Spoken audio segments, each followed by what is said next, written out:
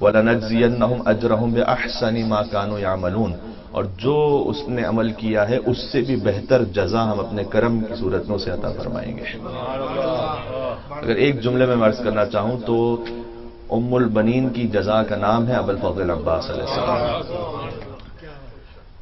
وہ عباس کے جن کے روضے پہ جا کر ہم استغاثہ طلب کرتے ہیں اور حاجات کو طلب کرتے ہیں، چونکہ وہ باب الحوائج ہیں، اور جن کا ایک اشارہ کسی کو جنت کا عالی ترین مقام دلا سکتا ہے، اس عباس کی اپنی جنت ام البنین فاطمہ بنت حزام، فاطمہ کلابیہ، ان کے قدموں میں ہے۔ عباس کی جنت ام البنین کے قدموں میں ہے۔ ایک مل کے صلوات بھیجیں محمد علیہ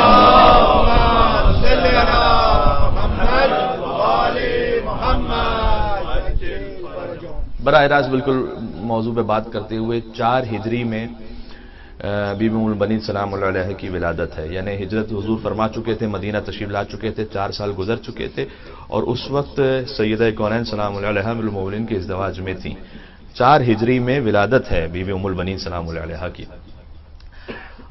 11 ہجری میں آپ جانتے ہیں کہ سیدہ کونین سلام اللہ علیہ کی شہادت ہے، اور ابھی ہم نے ایام فاطمیہ میں مصائب کا ذکر کیا ہے کہ اب اگر کوئی آ کے یہ کہے کہ کیونکہ بعض تاریخوں میں لکھا ہوا ہے کہ بی بی فقط یعنی بی بی فاطمہ سلام اللہ علیہ فقط اپنے بابا کے غم کی وجہ سے چلی گئیں، اور اگر کچھ ظالمین کے مظالم کو چھپانے کی کوشش کرے تو فقط آج چونکہ یہ موضوع نہیں ہے لیکن میں اتنا جملہ کہہ دوں کہ اگر اتنا ہی ہوتا کہ فقط بابا کے غم میں رخصت ہو گئیں تو بی بی کا جنازہ رات کی تاریکی میں نہ اٹھتا، اور بی بی کی قبر غیر معین نہ ہوتی۔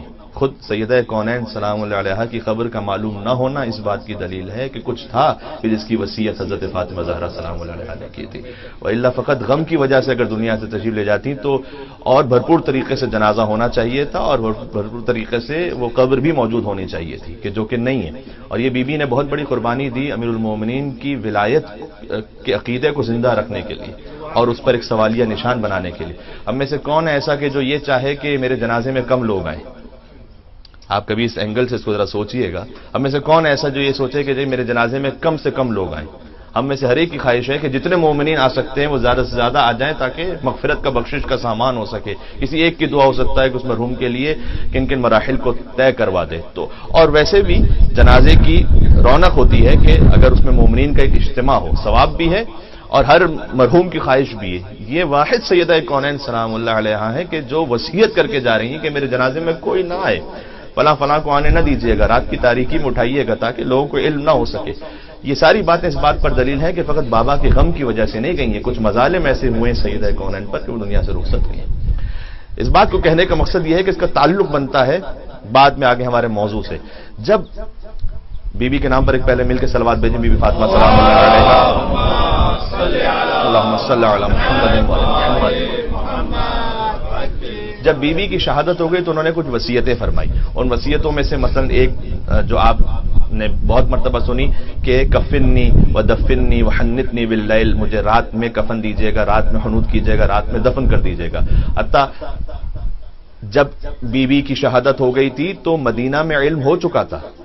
یہ بعض لوگ تاریخ کو ہو سکتا ہے کہ پورے ڈیٹیل میں جنہوں نے نہ دیکھا ہو تو ان کے ذہن میں یہ ہو کہ بھئی بی بی کی شہادت ہوئی اور مولا نے خاموشی کے ساتھ دفن کر دیا، ایسا نہیں ہوا ہے۔ پہلے بی بی کی شہادت ہوئی تو مدینے والے جمع ہوئے تھے اور سب کو خبر ہو چکی تھی کہ بی بی کی شہادت ہو چکی ہے، تو مدینے والے جمع ہو گئے کہ اب جنازے کا اہتمام ہوگا، تو مولا کائنات نے کہا کہ ابھی امر سیدہ میں تاخیر ہے، سب واپس چلے جائیں، تو باقاعدہ واپس کیا ہے مولا نے۔ یہ اور اس شدت احتجاج کو بیان کرتا ہے کہ یہ نہیں تھا کہ علم ہی نہیں تھا کہ انہیں سیدہ کونین دنیا سے تشریف لے گئی، یہ علم رکھتے تھے، آئے بھی گھر پر، مولا کائنات نے واپس کیا کہ ابھی امر سیدہ میں تاخیر ہے، سب واپس چلے جائیں، اور جب سب واپس چلے جائے تو رات کی خاموشی میں امیر المومنین نے دفن کر دیا، صرف چند اصحاب باوفا کے ساتھ۔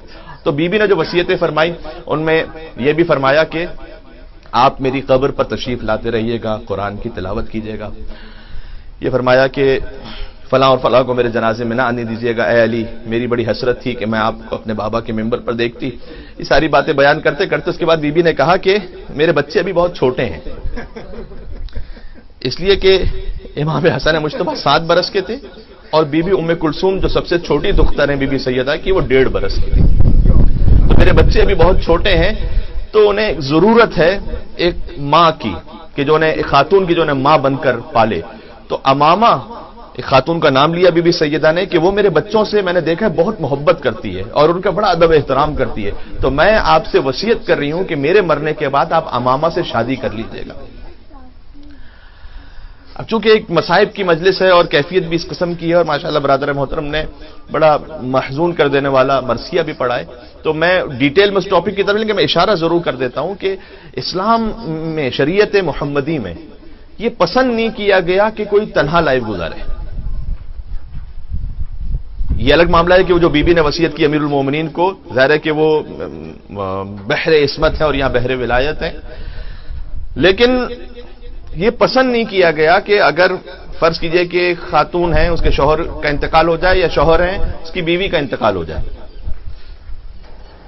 جو تنہائی اور یکتائی ہے وہ فقط ذات واجب الوجود کو زیبا ہے, اکیلے اس کا ہونا.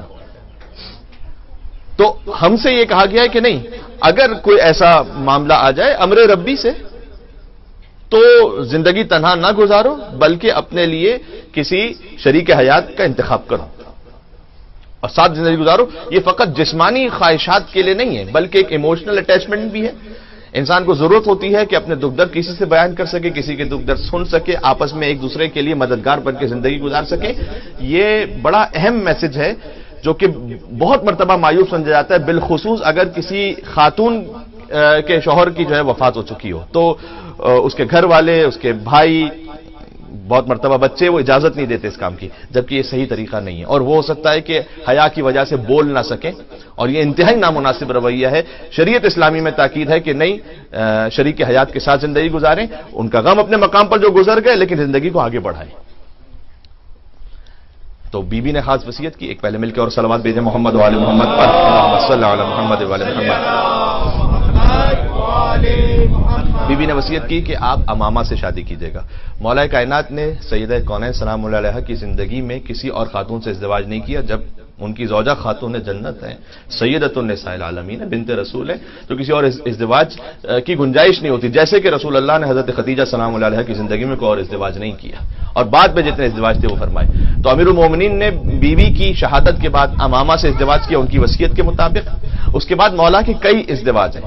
پھر ازدواج کیا بی بی کی شہادت کے بعد ازدواج کیا حضرت امامہ سے. حضرت امامہ کے ساتھ ساتھ پھر کچھ سالوں بعد ازدواج کیا خولہ بنت جعفر سے, جن سے ولادت ہوئی محمد حنفیہ کی, جو کہ اسی شجاعت کے گویا حامل تھے کہ 4 افراد جو عرب میں سب سے زیادہ شجاع مانے جاتے تھے, ان میں اس وقت جب واقع کربلا پیش آ رہا تھا تو امام حسین علیہ السلام, ابو الفضل عباس علیہ السلام, محمد حنفیہ اور مسلم ابن عقیل علیہ السلام.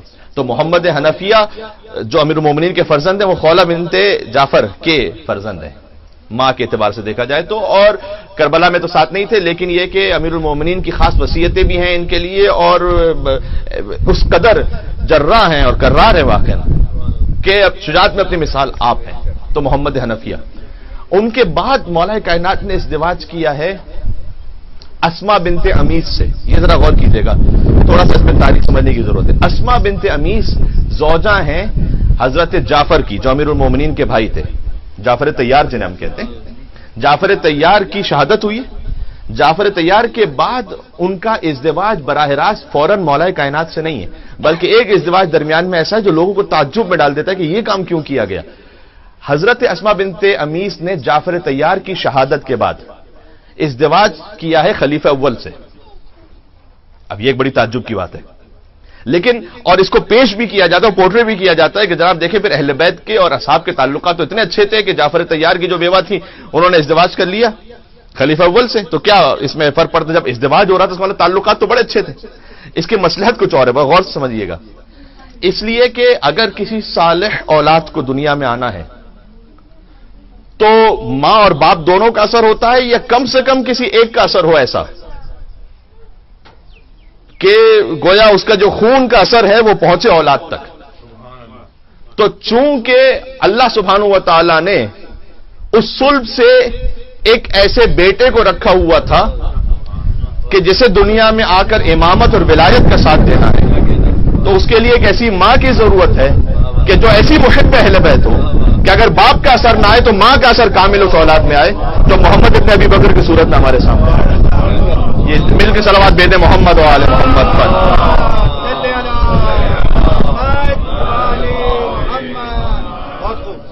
یہ مسئلے سمجھ میں آ رہی ہے آپ کو؟ یہ تاریخ کو ایک کے بعد ایک جوڑتے چلے جائیے گا.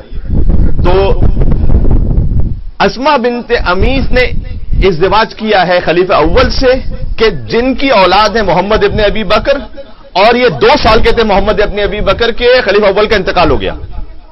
تو گویا فقط 2 ہی سال کے تھے. پھر پالا امیر المومنین نے. کیوں؟ اس لیے کہ خلیفہ اول کے انتقال کے فوراً بعد اسما بنت امیس سے ازدواج کیا امیر المومنین علی ابن ابی طالب نے. لہذا امیر المومنین یہ کہا کرتے تھے کہ محمد ابن ابی بکر ہے اس کے سلٹ سے لیکن میرا بیٹا ہے. اور محمد ابن ابی بکر یعنی واقعاً میں اس موضوع پر ایک گھر میں گفتگو کر چکا, لہذا میں ڈیٹیل میں نہیں جاؤں گا. لیکن ہمارے یہاں پر ایک بہت سے مسلمان بھائیوں کو اپنے اپنے القاب گھر لینے کا ایک جو شوق ہوتا ہے ان میں سے کہ خال المومنین, مومنین کے ماموں. اور جن کو مومنین کے ماموں کہتے ہیں وہ آج کل کی لینگویج میں بھی پکے ماموں ہیں. تو انہیں اس لیے وہ کہتے ہیں خال المومنین, یزید کے باپ کو کہتے ہیں, کیونکہ حضور کی ازواج ام المومنین, مومنین کی مائیں. اب اس کا بھی جو مطلب ہے مومنین کی مائیں, وہ کہاں سے کہاں پہنچا دیا گیا. ماں تو وراثت میں بھی حقدار ہوتی ہے, ماں سے تو کوئی پردہ بھی نہیں ہوتا. تو نہ حضور کی ازواج سے کوئی وراثت ملتی ہے, نہ کوئی حجاب وغیرہ کا ایسا معاملہ ہے کہ جیسے ماں سے کوئی حجاب نہ, ان سے تو پکا اور زیادہ سخت حجاب کا حکم ہے قرآن میں. یہ مومنین کی ماں فقط اس لیے کہا تھا کہ بعض لوگوں کے ذہن میں منصوبہ تھا کہ بعد وفات رسول ہم ان سے شادی کر لیں گے, تاکہ ہمارا مقام یہ بڑھ جائے کہ بھئی رسول کی بیوہ سے ہم نے ازدواج کر لیا. تو قرآن نے اس کو روک دیا. اللہ سبحانہ وتعالیٰ نے حکم دیا کہ تمہاری ماؤں کی طرح خبردار ازدواج کرنے کی اجازت نہیں ہے تمہیں. اور یہ میں کہنے سے تاریخ میں جا کے پڑھے گا کہ کن کن کے ذہنوں میں یہ منصوبہ تھا. بات ہو رہی. حضور کی ازواج میں سے ایک ہیں ام حبیبہ, جن کا ہم احترام کرتے ہیں. ام حبیبہ اگرچہ کہ بیٹی ہیں ابو سفیان کی. اچھا اب یہ نام بہت سارے ہو رہے ہیں, میں تو انشاءاللہ یاد رکھ کے بول رہا ہوں, آپ کے ذہن میں بھی صحیح ترتیب رہے, ادھر سے ادھر نہ ہو جائے. تو ام حبیبہ بیٹی ہیں ابو سفیان کی. یہ اس اعتراض کا جواب بھی ہے کہ جناب شیعہ حضرات امہات المومنین کا جو احترام آپ کچھ کا اس لیے نہیں کرتے کہ وہ تو ان خلفاء کی بیٹیاں ہیں کہ جنہیں آپ خلیفہ نہیں مانتے, تو اس لیے آپ ان کا بھی احترام نہیں کرتے کہ جو ان کی مثلا بیٹی تھی اور زوجہ رسول میں آئی. حالانکہ ایسی کوئی بات نہیں ہے. ابو سفیان کے جن کا مذہب تشیع میں کم سے کم کوئی احترام نہیں ہے, لیکن اس کی بیٹی قابل احترام ہے اس لیے کہ اس نے رسول اللہ کے ساتھ وفا کی. تو ہمارے ہاں معاملہ یہ نہیں کہ کون کس کی اولاد میں سے کس کی اولاد میں سے نہیں ہے. معاملہ یہ کہ کس نے رسول اور رسول کے بعد آل رسول سے وفا کی ہے. معاملہ ایک مل کے صلوات بھیجیں محمد و آل محمد صلی اللہ علیہ محمد و آل محمد. یہ باتیں سامنے آ رہی. چونکہ ابو سفیان کی بیٹی ام حبیبہ یہ وہی ہے کہ جب ابو سفیان نے آ کر رسول کی چادر پر بیٹھنا چاہا تو انہوں نے چادر اٹھا لی تھی اور کہا تھا کہ یہ محمد رسول اللہ پاک و پاکیزہ یطہرکم تطہیرا کہ حامل ہستی کی چادر ہے, آپ مشرک ہوتے ہوئے اس میں نہیں بیٹھ سکتے. تو انہوں نے اپنے باپ سے چادر اٹھا لی تھی کہ میں چادر رسول پر آپ کو نہیں بیٹھنے دوں گی. اس خاطر ان کا احترام. ام حبیبہ چونکہ ابو سفیان کی بیٹی ہے تو لہذا ان کے بھائی کا نام کیا ہوا؟ معاویہ ابن ابو سفیان. تو ام حبیبہ تو ہے ام المومنین. ام المومنین مومنین کی ماں. تو مومنین کی ماں کا جو بھائی ہے وہ کون ہوتا ہے؟ تو ایک لقب بنا, باقاعدہ کتابوں میں اس پوری کتابیں لکھی گئی ہیں اس پر کہ چونکہ ام حبیبہ تو ہیں ام المومنین, ان کے بھائی وہ ہیں تو لہذا وہ خال المومنین. یہ اگر آپ کو اتنا ہی فیبریکیٹڈ رشتہ بنانے کا شوق ہے کسی ایک شخصیت کو تاریخ میں ٹھیک کرنے کے لیے, تو میں آپ سب سے کہنا چاہتا ہوں, جتنے یعنی آپ سامنے جو بیٹھے ہیں ان سے نہیں بات کر رہا میں اس وقت, میں یہاں کے ذریعے سے کہیں اور بات کر رہا ہوں. پچھلی گفتگو بھی جو ہماری سورہ قیامت پر تھی 2 مہینے قبل, تو آپ جو سامنے بیٹھے ہوتے ہیں 25 30 40 50 لوگ, وہ تو آپ مطمئن نظر ہوتے ہیں, یقیناً قابل احترام ہے سب. ماشاء اللہ اپنے مجلس میں تشریف لائیں. وہ لاسٹ ٹائم جب وہ سوشل میڈیا پہ گئی تو تقریباً 40,000 سے اوپر لوگوں نے اسے دیکھا ہوا تھا. تو میں بات کر رہا ہوتا ہوں ان ہزاروں لوگوں کو بھی ذہن میں رکھتے ہوئے. تو میں کہنا یہ چاہ رہا ہوں کہ اگر اتنا ہی آپ کو خال المومنین بنانے کا شوق ہے تو جو آپ کی نگاہ میں رسول اللہ کی سب سے چہیتی زوجہ ہیں وہ کون ہے؟ تو سب جانتے ہیں. ان کے بھائی کون ہیں؟ محمد ابن ابی بکر. تو ان سے آپ کو کیوں تکلیف ہے؟ سب سے بڑے خال المومنین تو وہ ہونے چاہیے.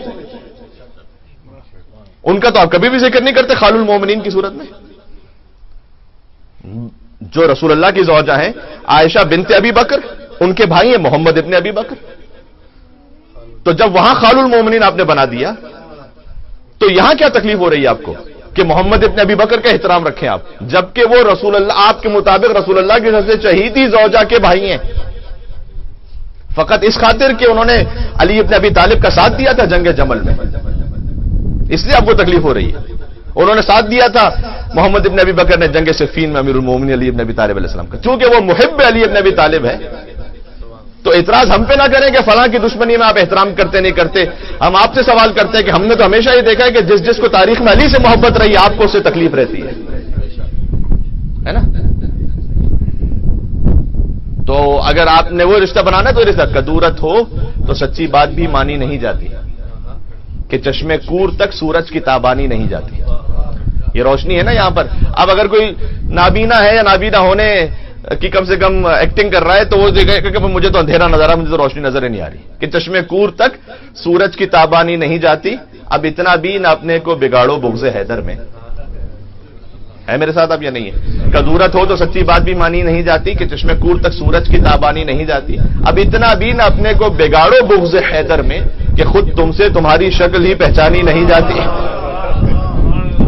مل کے صلوات بھیجیں محمد و آل محمد پر.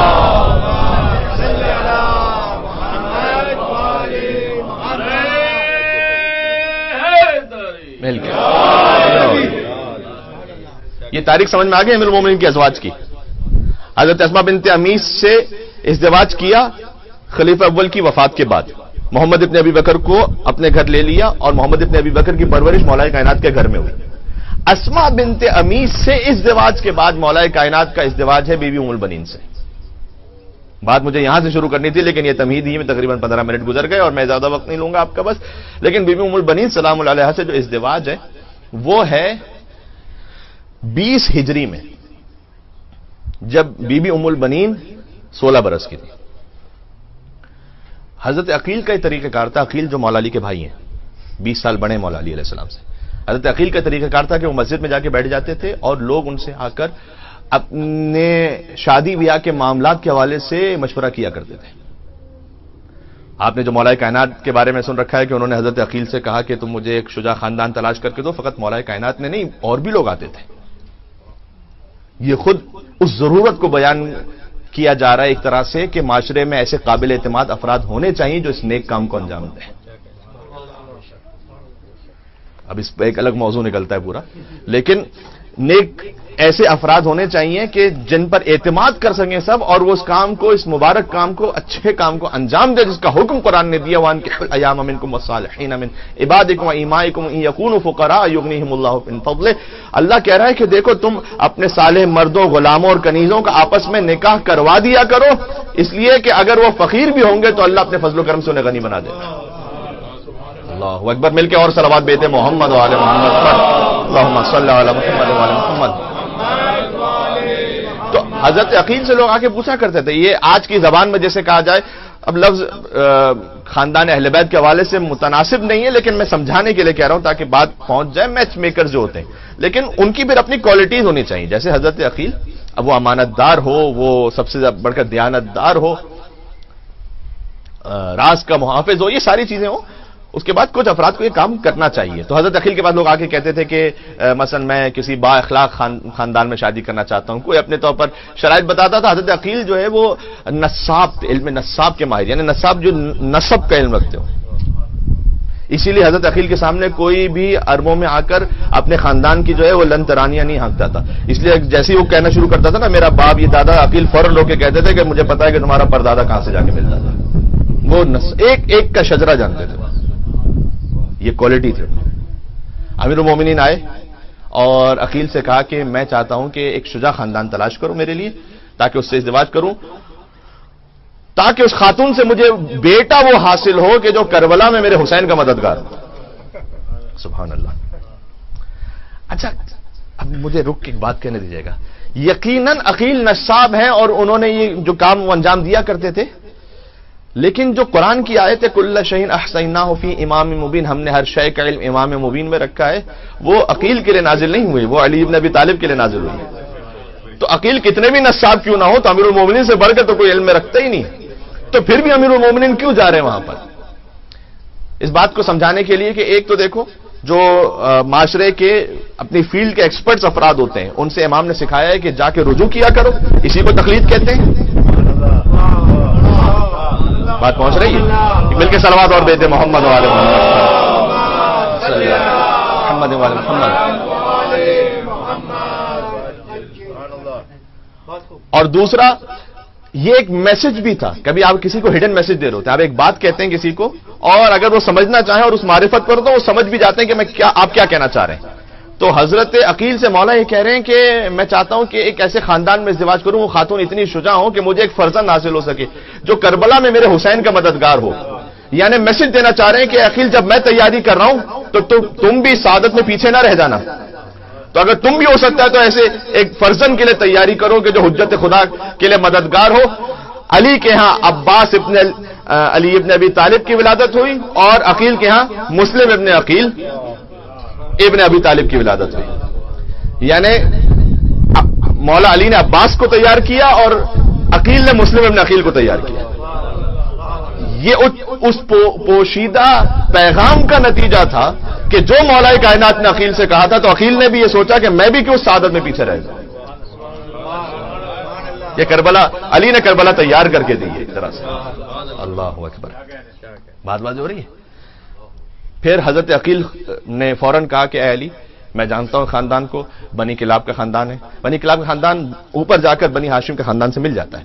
تو ان میں بڑے بڑے شجاع گزرے. ملاعب الاسنہ، ملاعب الاسنہ جو ہے وہ بی بی ام بنین جن کا نام فاطمہ کلابیہ ہے، ان کے 4 فادرز میں سے ایک گزرے تھے جن کا نام تھا عامر. ملاعب الاسنہ ان کہا جاتا تھا، یعنی نیزوں سے میدان جنگ میں کھیلنے والا لقب ہی یہ تھا، یعنی جس کے لیے کھیل ہو نیزہ چلانا میدان جنگ میں.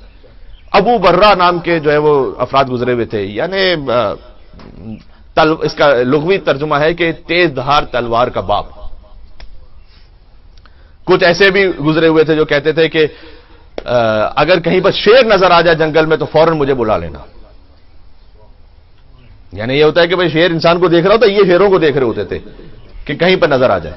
اتنے شجاع افراد جن آپ ان کی تاریخ پڑھیں، بی بی ام البنین کے خاندان کی تاریخ پڑھیں تو آپ کو نظر آئے گا کہ تلواروں کے دستوں پر جو فوجیں تھیں نا وہ ان کے آبا و اجداد کے نام لکھوایا کرتی تھی شجاعت کے لیے. یعنی بی بی ام البنین کے دادا، ان کے پردادا کے نام لکھے ہوتے تھے فوجیوں سپاہیوں کی تلواروں کے دستوں پر، ادب احترام کے ساتھ. ٹھیک ہے. حضرت عقیل گئے وہاں پر. یہ مدینہ سے باہر رہتا تھا خاندان، بنی کلاب کا قبیلہ جس کو ہم آج کل سببز کہتے ہیں، لیکن وہ بھی بہت تھوڑے سے آؤٹ سکرٹس کے سببز.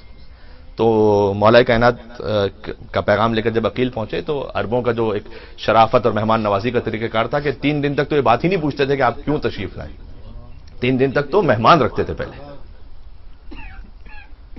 مطلب یہ ہے کہ ہماری روایت کہاں سے کہاں بدل گئی ہے نا. آپ نے خود ہی جملہ مکمل کر دیا. ایک مل کے صلوات بھیج دیں محمد وعلی محمد اللہم صلی علی محمد.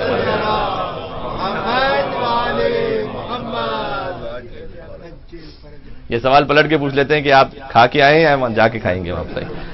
تو 3 دن تک تو وہ مہمان رکھتے تھے. وہ تو پوچھتے نہیں تھے کہ آپ کیوں تشریف لائے. بھائی مہمان آیا ہے، ابھی اتنا جلدی کیا پوچھ لینا اسے کہ کیوں آیا ہے. کسی بھی وجہ سے آئے تو 3 دن تک تو مہمان رہے. ہمارے تو عقیل تو 3 دن تک تو مہمان رہے. اور چونکہ اولاد بنی ہاشم میں سے ہیں تو عقیل کا ایک بڑا مقام اور مرتبہ ہے. تو بنی کلاب والے تو ویسے ہی خوش ہیں کہ بنی ہاشم سے کوئی ہمارا مہمان آیا. 3 دن بعد ان کے بابا نے حضرت حزام نے سوال کیا کہ آپ کی تشریف آوری کا کیا سبب ہے، جو آپ حکم فرمائیں. تو حضرت عقیل نے کہا کہ میں علی ابن ابی طالب کا رشتہ لے کر آیا ہوں آپ کی بیٹی کے لیے. میں تو چشم تصور سے سوچ ہی سکتا ہوں کہ اس گھر میں خوشی کی کیا کیفیت ہوگی جس میں شیر خدا حیدر کرار علی ابن ابی طالب کا رشتہ آ جائے. سبحان اللہ. اس عظمت پر ایک اور مل کے صلوات بھیج دیں محمد والے.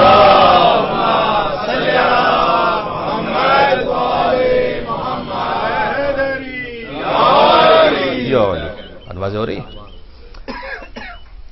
حضرت حزام وہ بھی شرعی اقدار کے اتنے پابند کہ اگرچہ کہ علی ابن ابی طالب کا رشتہ ہے، لیکن عقیل سے یہ کہا کہ بس میں اپنی دختر سے پوچھ کے آ جاؤں، جبکہ مجھے یقین ہے کہ وہ راضی ہوں گی، لیکن شرعی تقاضا یہ ہے کہ میں اپنی دختر سے پوچھوں. سبحان اللہ.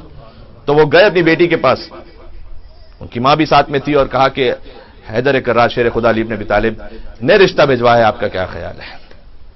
اور خاموشی میں چونکہ رضا ہے، اگر ایک خاتون اس وقت بیٹی جو ہے وہ خاموش رہے اور ان کے چہرے سے یہ آثار ہوں کہ اس بات پہ راضی ہے، تو شرم و حیا کی وجہ سے خاموشی میں رضا ہے.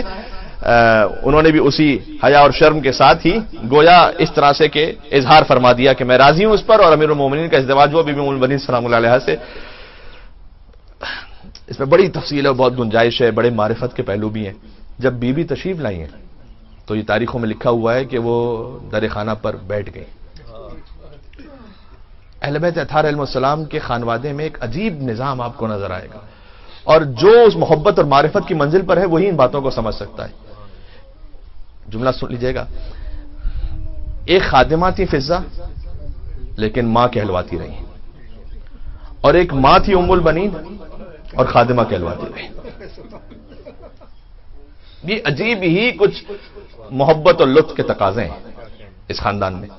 تو تشریف لائیں، اور سب سے پہلے تمام بچوں کو، یعنی امام حسن، امام حسین اور بی بی زینب اور بی بی ام کلثوم سلام اللہ علیہم وعلیہما، ان سے کہا کہ میں، آپ زمانہ یہ کہے گا کہ ماں بن کر آئی ہوں یہاں پر، لیکن میں ماں بن کر نہیں، میں آپ کی خدمت گزار بن کر آئی ہوں. اور اس وقت یہ بھی جملے تاریخ میں لکھے ہوئے، میں فقط خطابت کے انداز میں اس میں نہیں کہہ رہا، تاریخ میں لکھا ہوا ہے کہ بی بی نے یہ فرمایا کہ مجھے جو اولاد عطا ہوگی تو میں نے یہ نیت کی ہوئی ہے کہ وہ سب کی سب آپ اہل بیت پر فدا ہوگی. پہلے ہی سے نیت فرما لی کہ میں بھی آپ کی خادمہ ہوں، اور جو مجھے اللہ نے اولاد عطا کی وہ بھی آپ ہی کی خدمت گزار ہوگی. اسے تاریخ میں ملتا ہے کہ امام حسین علیہ السلام شدید علیل تھے. جب یہ ازدواج ہوا اور بی بی ام البنین تشریف لائی ہیں تو امام حسین علیہ السلام اس وقت ازدواج شدید علیل تھے. 3 دن تک وہ ان کے بستر سے قریب بیٹھ کر بی بی دن اور رات خدمت کرتی رہی امام حسین علیہ السلام کی. اب آپ اس میں اگر دنیاوی معاملات کو لے کر آئیں تو یہ باتیں سمجھ میں نہیں آتی کہ ایک اسٹیپ مدر آ رہی ہیں جو پہلے سے ایک بچہ ہے، اس کی آ کر اس طرح سے خدمت کرنا، جب تک وہ دل محبت حسین سے سرشار نہ ہو یہ ممکن نہیں ہے. اور یہ آثار آپ کو ماں کے جو آثار ہیں وہ بیٹے میں نظر آ رہے ہیں. ابوالفضل عباس علیہ السلام، ام البنین کی جزا اور ام البنین کی کمائی کا نتیجہ ہے ابوالفضل عباس. ایک اور بات بھی سن لیجیے گا. ویسے ایک فطرت کی بات ہے، جب یہ خاتون کوئی نہیں آتی ہیں تو دل میں کئی خیال تو ہوتا ہے کہ چلیں میں اپنی جگہ بنا لوں، جو پرانی خاتون گزری ہیں اب ان کا ذکر محو ہو جائے اور اب میری جگہ بن جائے. ایسا ہے طریقہ کار. بی ام البنین تشریف لائی، نام تھا فاطمہ، تو بچوں نے فاطمہ کہنا شروع کیا. تو اچھا تھا نا، دنیا کے معاملات کے اعتبار سے دیکھا جائے کہ اچھا اب انہیں نہیں، اب مجھے پکار رہے ہیں. فوراً بی بی نے فرمایا کہ نہیں، فاطمہ اس گھر میں انہی سیدۃ النساء العالمین کا نام ہے، آپ مجھے نہ کہیں فاطمہ. تو خود کہنے سے منع فرمایا فاطمہ. اور اللہ سبحانہ وتعالیٰ نے مقام عطا کیا کہ ام البنین کا لقب آج ہر ایک کی زبان پر جاری اور ساری ہے. بیٹوں کی ماں، 4 بیٹے عطا ہوئے. ام البنین کے ہاں 4 بیٹے عطا ہوئے. 26 ہجری میں ابوالفضل عباس علیہ السلام کی ولادت ہے، بیٹے کا نام عباس رکھا. 36 ہجری میں دوسرے بیٹے کی ولادت ہے جن کا نام عبداللہ رکھا. 38 ہجری میں تیسرے بیٹے کی ولادت جن کا نام عثمان رکھا. وجہ بتاتا ہوں کیوں. 40 ہجری میں جو مولا کائنات کی شہادت کا پھر سال ہے اس میں ولادت ہوئی حضرت اون ابن علی ابن ابی طالب کی. 4 بیٹے تھے. جو سب سے کم سن تھے وہ کربلا میں 20 برس کے تھے. جو سب سے بزرگ ابوالفضل عباس وہ 34 برس کے تھے. عباس دیکھیں، جب ہم کسی اپنے بچوں کا بھی جب نام رکھتے تو ہم چاہتے ہیں نا کہ وہ اثرات آئیں، اسی خاطر تو اچھا نام رکھتے ہیں. عباس کا مطلب ہے ہیبت سے گھورنے والا. اور عباس نام رکھا اور بیوی نے فرمایا کہ میں چاہتی ہوں کہ ہر دشمن علی اور دشمن حسین پر یہ فقط جب ہیبت کی نگاہ کرے تو دشمن آگے بڑھنے کی جرات نہ کر سکے علی اور حسن اور حسین کی طرف. اس نیت سے نام عباس رکھا تھا. دوسرے کے بیٹے کا نام عبداللہ رکھا. تیسرے بیٹے کا نام عثمان جو مولا کائنات نے رکھا. اب کوئی کہے کہ جناب تاریخ میں تو ہم دیکھتے ہیں کہ عثمان ایک اور شخصیت کے طور پر سامنے آتے تو یہ عثمان کیوں نام رکھا مولا نے؟ دیکھیں بات سمجھنے کی ضرورت ہے. حضرت عثمان ابن مظعون مولا علی کے ایک صحابی تھے اور مولا علی کو بڑے محبوب تھے. مولا علی نے ان کے نام پر اپنے اس فرزند کا نام عثمان رکھا ہے. یہ بعض زیارتوں کے جملے بھی اس طرح سے ہیں. اور عثمان ابن مظعون کے لیے مولا علی علیہ السلام یہاں تک کہا کرتے تھے کہ مجھے اس لیے عثمان ابن مظعون محبوب ہے کہ زمانہ جاہلیت میں جب اسلام کبھی اعلان بھی نہیں ہوا تھا اس وقت بھی کچھ لوگ فقط ایسے تھے کہ جو شراب سے دور تھے. ان میں ایک ہے عثمان ابن مظعون جس کی زندگی میں کبھی شراب خوری آئی ہی نہیں. اس خاطر مجھے عثمان ابن مظعون محبوب ہے اس لیے کہ اس کی زندگی طہارت پر گزری ہوئی ہے. سبحان اللہ. اور اگر ترتیب کے اعتبار سے بھی دیکھا جائے تو 14ویں نمبر پر عثمان ابن مظعون کا نام تاریخوں میں لکھا ہوا ہے اسلام قبول کرنے والوں میں. تو ابتدائی مسلمان ہونے والوں میں بھی ان کا نام ہے اور ساتھ میں کہ اسلام کے اعلان سے پہلے ہی یہ اتنے طیب و طاہر تھے. ورنہ تو حتیٰ کتنے ہی تو ایسے تھے کہ جو کلمہ اسلام پڑھنے کے بعد بھی پیتے پلاتے رہے. یہاں تک کہ بعد میں حکم آیا آہستہ آہستہ کر کے حکم آیا نا کہ پہلے جب نماز پڑھ رہے ہو تو پھر شراب نہ پینا اور اس وقت نہ پینا اور آہستہ آہستہ پھر اس کے بعد حرمت کا حکم آیا. یہاں تک کہ اتنی شراب لوگوں کے گھروں میں تھی کہ جب فائنل حرمت کا حکم آیا تو مدینہ کی گلیوں میں شراب بہہ رہی تھی. یعنی اتنی شراب رکھی ہوئی تھی کہ لوگ باہر رہے تھے تو بہہ رہی تھی باقاعدہ مدینہ کی گلیوں میں. اسلام لانے کے بعد بھی جو پینے پلانے والے تھے ان کا مقام کچھ اور ہے. ان کے نام سے اس نام کو نہ جوڑیں. یہ وہ ہیں کہ جو حتیٰ اسلام کے اعلان سے پہلے ہی گویا ان میں ایک طہارت یطہرکم تطہیرا ان سے ایک مودت کا ایک دل میں جو ظرف موجود تھا. بات واضح ہو رہی. مولا علی کے ایک بیٹے کا نام عمر بھی ہے تاریخوں میں لکھا ہوا ہے. البتہ اس نام پر ایک ڈیبیٹ ہے کہ یہ نام واقعا مولا نے رکھا نہیں رکھا لیکن جنہوں نے کہا کہ رکھا بھی وہ بھی حضرت ام سلمہ کے ایک فرزند جن کا نام عمر ابن مقرن ہے وہ بھی مولا کائنات کو بہت محبوب تھے. ان کے نام پر یہ نام رکھا گیا. تو میں اس وقت کوئی مناظرانہ گفتگو کرنے کے لیے آپ کی خدمت میں نہیں آیا لیکن جو تاریخی حقائق ہیں وہ کھول کے میں آپ کے سامنے رکھ رہا ہوں کہ کیوں مولا کائنات نے نام رکھے. اس وقت یہ تصور نہیں تھا کہ جب یہ فلاں نام رکھا جائے تو وہ ان کے نام پر ہوگا. آج ہم یہ نام اس لیے رکھتے کہ وہ ایک پرومیننٹ شخصیت ہے. اب اگر کوئی نام رکھے گا ان کے نام پر تو پھر پتہ چلے گا کہ کس کے نام پر وہ نام رکھا گیا تھا. تو زمانوں میں فرق ہے. یہ بات واضح ہو گیا. یہ 4 بیٹے بس عزیزان گرامی باتیں تو اور بھی تھیں لیکن میں مختصر گفتگو کرنا چاہتا تھا لیکن یہ کچھ تفصیلات تھیں جو آج کے دن ہی کی مناسبت سے آ سکتی تھیں. آپ کے سامنے عرض ہو گئی. آپ بھی ذوق و شوق سے سماعت فرما رہے تھے. ایک مل کے صلوات بھیجیں اور میں بات کو آگے ختم کرتا ہوں.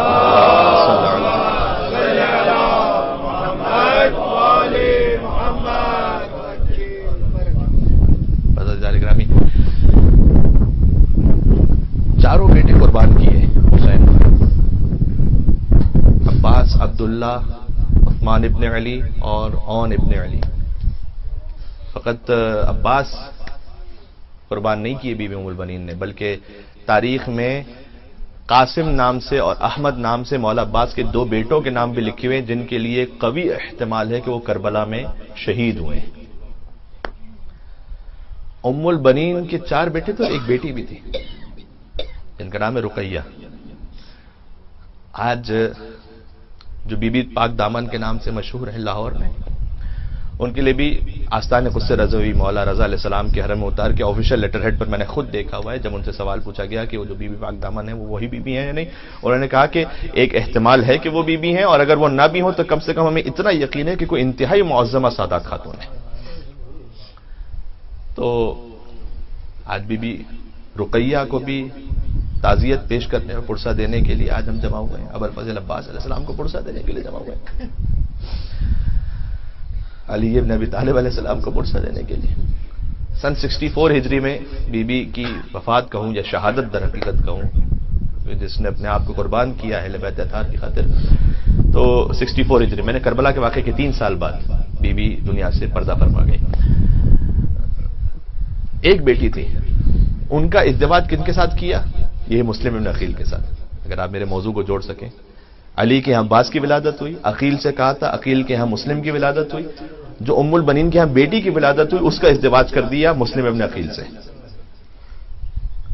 اور مسلم ابن عقیل کے 2 یا 4 بیٹے تاریخ میں لکھے ہوئے ہیں لیکن 2 ہیں یا 4 ہیں سب کے سب شہید ہیں. مسلم ابن عقیل کی ایک بیٹی بھی تھی جو شام غریبہ گھوڑوں کی ٹاپوں تلے پامال ہو گئی. یہ میں نسل ام البنین کے مسائل پڑھ رہا ہوں. یعنی ام البنین کی نواسی ہوئی. ام البنین کی بیٹی جیسے زینب اور ام کلثوم کوفہ اور شام کے بازاروں میں گئی، ویسے ام البنین کی بیٹی بھی، یعنی اس پورے خاندان نے کیا عجیب وفا کی.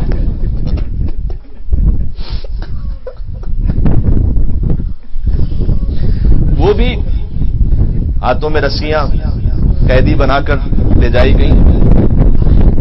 تو ام البنین بی بی کی عظمت سمجھ میں آ گئی، جن کے 4 بیٹے شہید، جن کے پوتے شہید، جن کا داماد شہید، جن کے نواسے شہید، جن کی بیٹی اسیر، جن کی نواسی گھوڑوں کی ڈاکو تلے پامال، پوری نسل ام البنین فدا ہو گئی نام حسین ابن علی. کیا معظمہ بی بی ہے. ایک جملہ اور کہوں آپ کی صلاح اگر بلند ہو سکے، آج تک مادر عباس کی وفا جاری ہے مادر حسین ابن علی. کیوں؟ اس لیے کہ جنت البقیع میں ام البنین کی قبر ہے، عباس کا روضہ تعمیر ہے کربلا میں، لیکن عباس کی ماں ام البنین کی قبر آج بھی مسمار ہے جنت البقیع میں.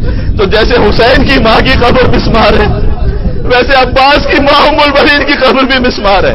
آج تک اس خاندان کی وفا جاری ہے. عزیزوں، اب تو وہاں ان ظالمین نے، آل سعود نے وہاں پر راستہ بھی روک دیا ہے، لیکن میں جا چکا ہوں، شاید 98 میں گیا تھا میں خود. قبر بی بی ام البنین سلام اللہ علیہا پر، بی بی کی قبر ایک کونے میں ہے بالکل. جیسے آج بھی بی بی نے اپنے آپ کو بس ایک طرف رکھا ہوا ہے کہ میں خاندان اہل بیت کی چوکھٹ پہ رہوں گی، قبر بھی ان کی بالکل کونے میں ہے ایک طرف. اور اسی طرح سے قبر مسمار ہے، وہاں پر خاک ہے، وہاں پر نہ کوئی زیارت پڑھ سکتا ہے نہ کوئی سلام پڑھ سکتا ہے. بس آج تک میں نے عرض کیا بی بی کے خاندان کی وفا جاری ہے. عباس کو گویا ایسے تربیت کر کے چلی گئی. عباس چلے گئے تو حسین نے کہا عباس جو آنکھیں سویا کرتی تھی وہ جاگا کریں گے. کیا کہنا چاہتے ہیں؟ کہنا چاہتے ہیں عباس تم زندہ تھے تو زینب اور ام کلثوم اطمینان میں تھی، وہ سویا اطمینان سے زندگی تھی، لیکن عباس تم چلے گئے، اب زینب جاگتی رہیں گی. اور اس خاطر ہے کہ عباس کو قدم قدم پر یاد کیا ہے اہل بیت اطہار نے، قدم قدم پر یاد کیا ہے. یعنی یہ کہ بس حسین جب علم لے کر آئے تو بچوں نے عباس کو یاد کیا، جب علم آ گیا علمدار نہ آیا کہ بابا پانی نہیں چاہیے، اب چچا کو واپس بلا لو. جب حسین خود رخصت ہونے لگے کہ عباس کہاں ہو، جب جنگ کرنے پہنچے جنگ کرتے کرتے کہا عباس بوڑھے بھائی کی جنگ دیکھیے، رات بھر عباس کا لاشا تڑپ رہا تھا. جب حسین سلطنہ سے زمین پر گرے کہا عباس کہاں ہو، زینب کی چادر چھری کا عباس کہاں ہو، سکینہ کو تماچے لگے کہا عباس کہاں ہو، عابد بیمار کے ہاتھوں میں ہتھکڑیاں ہوئے عباس کہاں ہو، سکینہ راہ شام میں اونٹ سے زمین پر گر گئی عباس کہاں ہو، جب زندان شام میں سکینہ کا لاشا دفن کیا عباس کہاں ہو، زینب شام سے واپس آئی، چہلم کے دن کربلا پہنچی، قبر عباس پہ جا کر گر پڑی. کہ عباس کہاں ہو، عباس تمہاری نشانی میں چھوڑ کر آ گئی. بس عزیزوں میں ام البنین سلام اللہ علیہا کے لیے آخری جملہ کہہ دوں، یہ سب نتیجہ ہے ام البنین کی وفاؤں کا. جب کاروان واپس پہنچا تو مولا سجاد علیہ السلام نے بشیر سے کہا کہ تو شاعری کر لیتا ہے تو جا کر اشعار پڑھ دے.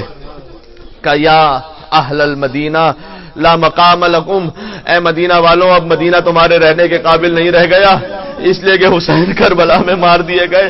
ایسا لگ رہا تھا، تاریخوں میں لکھا ہے جیسے آج ہی کے دن حسین کی شہادت ہوئی ہو، پورا مدینہ گریا کرتے ہوئے باہر تھا، یا حسین کی صدائیں تھیں. اتنے میں بشیر نے دیکھا ہے کہ ایک معظمہ بیوی تشریف لا رہی.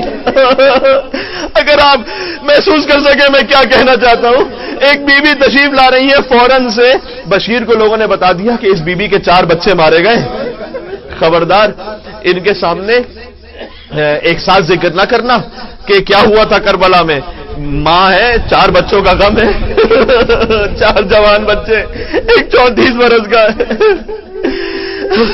ایک 24 برس کا ہے، ایک 22 برس کا ہے، ایک 20 برس کا ہے، 4 جوان بچے ہیں، ان کے سامنے فوراً نہ کہہ دینا.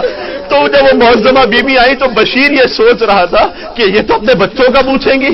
سلام مادر عباس، ام البنین سلام اللہ علیہا پر کہا اے بشیر یہ بتا حسین کے ساتھ کیا ہوا؟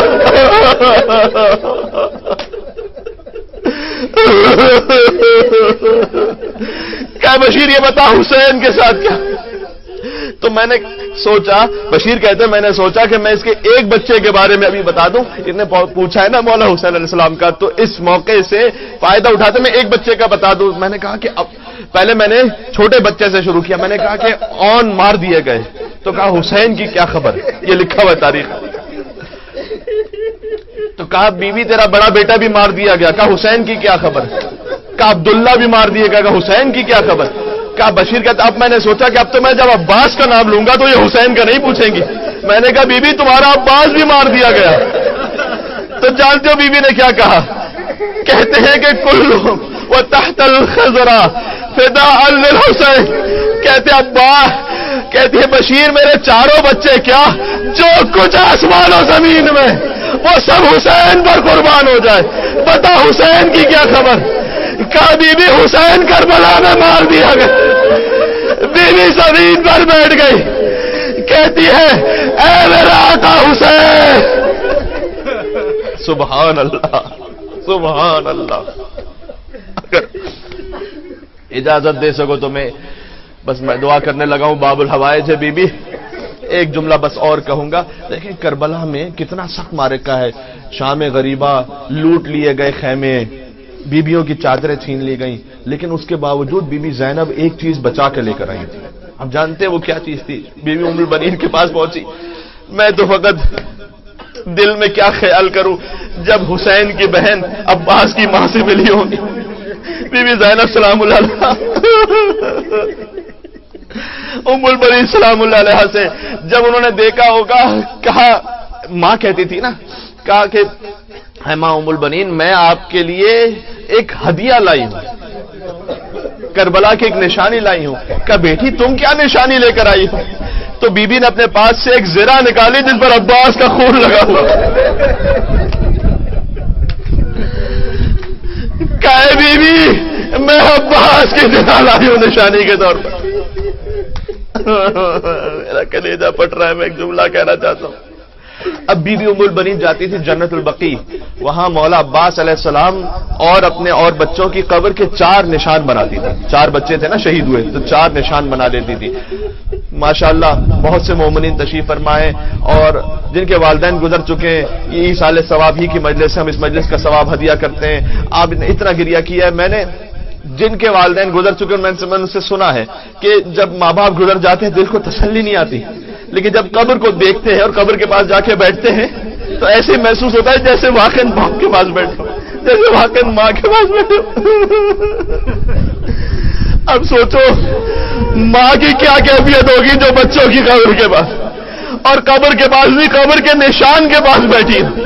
اچھا 4 نشان بناتی تھی اور پھر اس کے بعد مٹا دیتی تھی اور کہتی تھی نہیں میرے بچوں میں تم پر نہیں رہوں گی، اس لیے کہ تمہاری ماں کم سے کم زندہ ہے، میں حسین پر رہوں گی جس کی ماں زندہ نہیں۔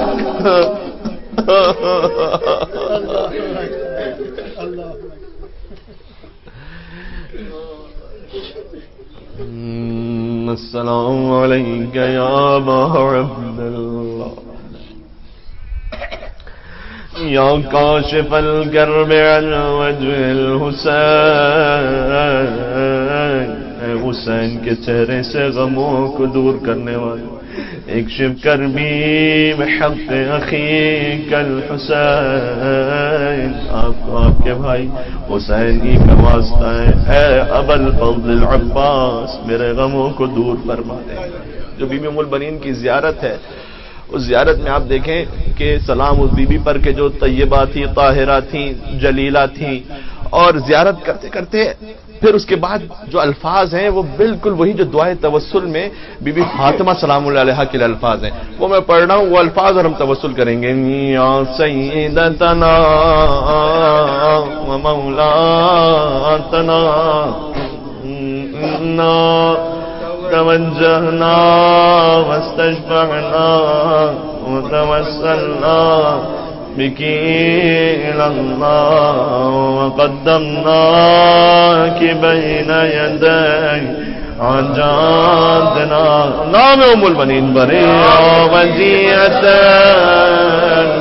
عند اللہ اشفعی لنا عند اللہ یا وجیت